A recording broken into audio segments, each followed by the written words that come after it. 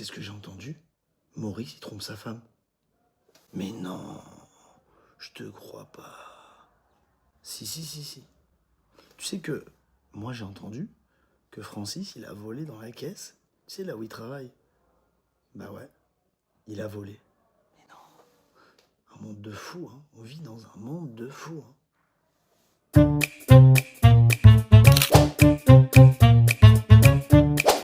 Tu sais que dans la Torah, il y a deux formes de paroles destructrices. Le lachon hara, oui, pas shonara, lachon hara qui veut dire la mauvaise langue, c'est-à-dire rapporter quelque chose de vrai, mal sur quelqu'un à une tierce personne, donc c'est vrai. Et il y a le motzi shemra, c'est-à-dire inventer du mal, et c'est tout simplement de la diffamation, mentir, mentir pour salir. Et dans les deux cas, c'est interdit, puisqu'il est écrit l'oteler rachil be'amecha, tu ne seras pas colporteur parmi ton peuple. C'est écrit dans Vaïkra.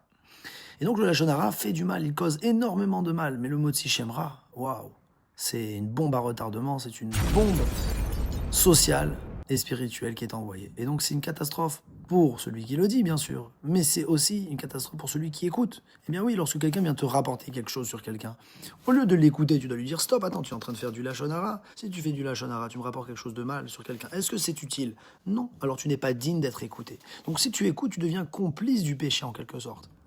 Eh bien oui, parce que le colporteur, c'est uniquement s'il y a quelqu'un pour l'écouter. S'il n'y a personne pour l'écouter, eh bien il ne colportera pas.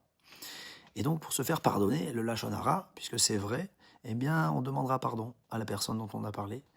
Et ainsi on fera teshuva, on va se repentir de ces paroles. Par contre, pour le motzi shemra, la diffamation, la victime n'est pas obligée de pardonner. Si quelqu'un a dit une chose fausse qui a créé cette bombe, eh bien, une fois que le mensonge est lancé, c'est difficile à rattraper. C'est pour ça que la victime n'est pas obligée de pardonner.